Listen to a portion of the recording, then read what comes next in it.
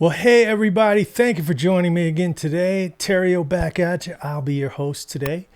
Thanks for sharing some of your valuable YouTube time, and I hope everybody's doing all right. I'm doing great. Thank you for asking.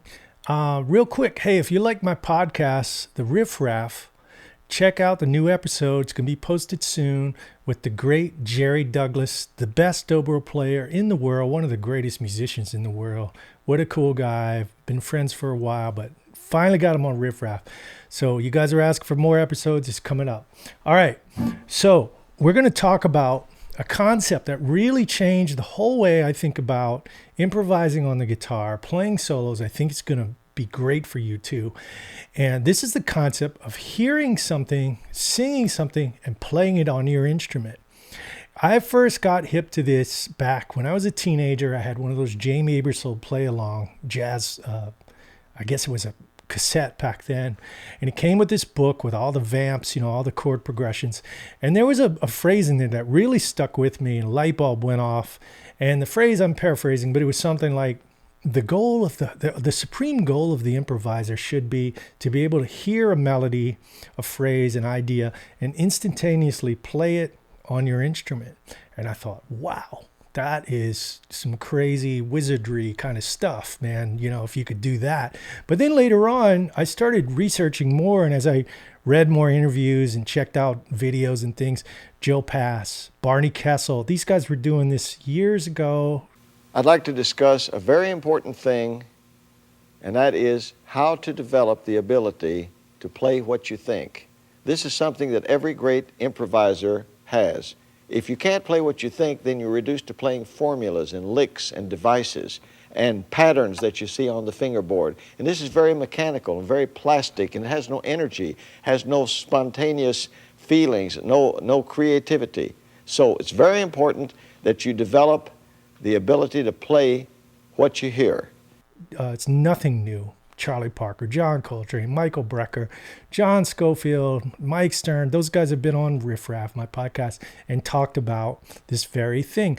I used to see Wayne Krantz all the time in New York at the 55 bar, and I would watch him just come, like playing these solos would be different all the time and just pulling from somewhere.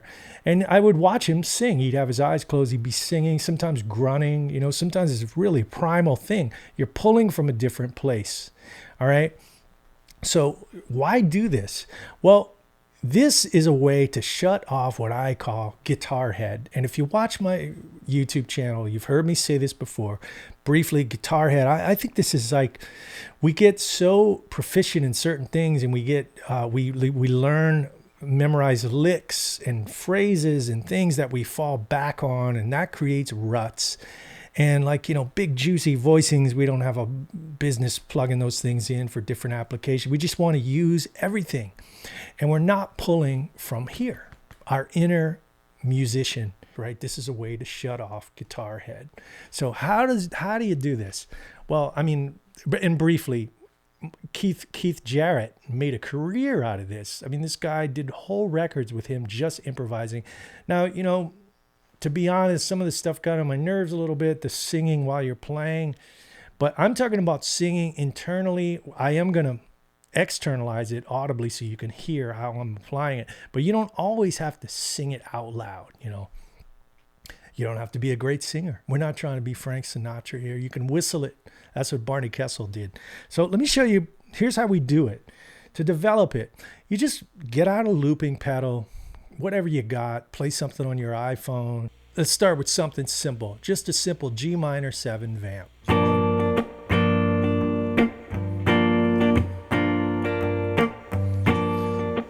3, 4, 1, 2, 3, 4. There's our vamp. It's very simple.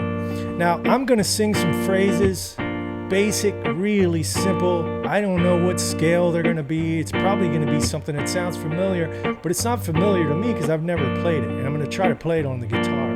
And, you're going to try this on your own. And don't worry if you can't sing. It's not like you're going to be on YouTube or something. So here we go. Simple phrases. And I'm going to start to expand on it. Ba-da-da-da-da. Ba-da-ba-ba-ba.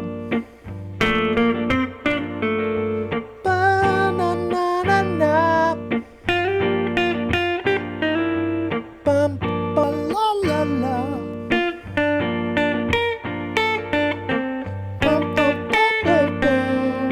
just singing that, trying to play it. They're simple. You can do long notes. Bum, boo.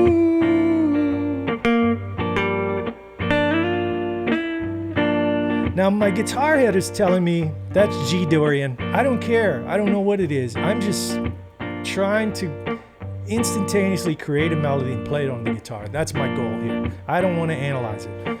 Let's take it a little further.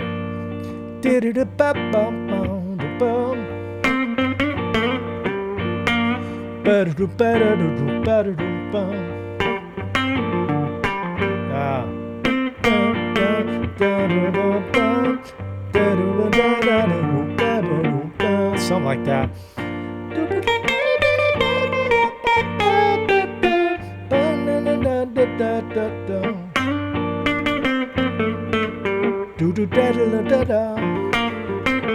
Now, I've been doing this a while, so it's kind of easier for me, but I'm going to show you how I like to practice it. I'm just going to start riffing. It's going to start sounding like George Benson. That's not the idea. I'm just going to reach and try to come up with different things. 2, 3, 4.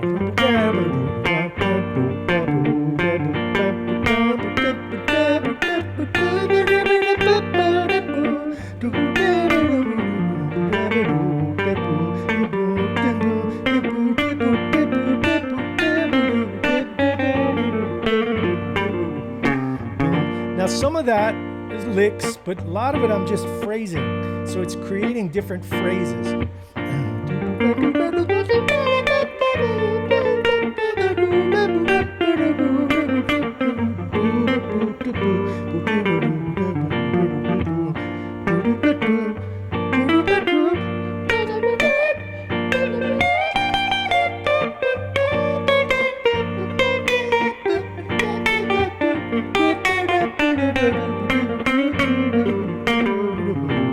So let me turn on some extortion and try the same thing with some longer notes.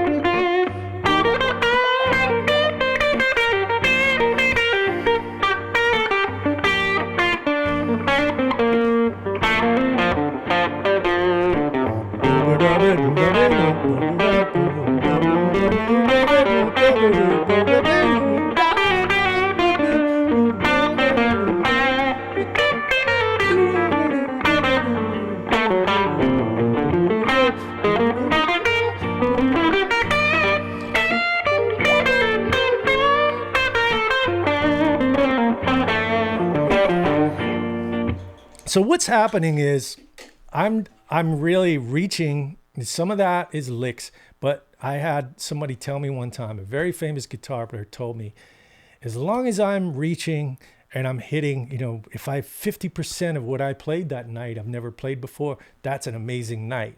So automatically I've expanded my palette because I'm not relying on licks. Now licks are going to come out and that's fine. You can fill them in, you can do, even Coltrane and Michael Brecker had that stuff happen, all the greats. But when you phrase that way, it's very musical and you have some place to go and you have a well that you can pull from that'll keep going and going as long as you can sing. So try to develop this. I hope you got something out of it. I hope it wasn't a little too esoteric. But actually, if you watch some of those old Barney Kessel videos, he talks about this, and that was 60 years ago, whatever it was. So hope you got something out of it. Give me a like, subscribe if you dug it. I'll see you next time. Terrio out.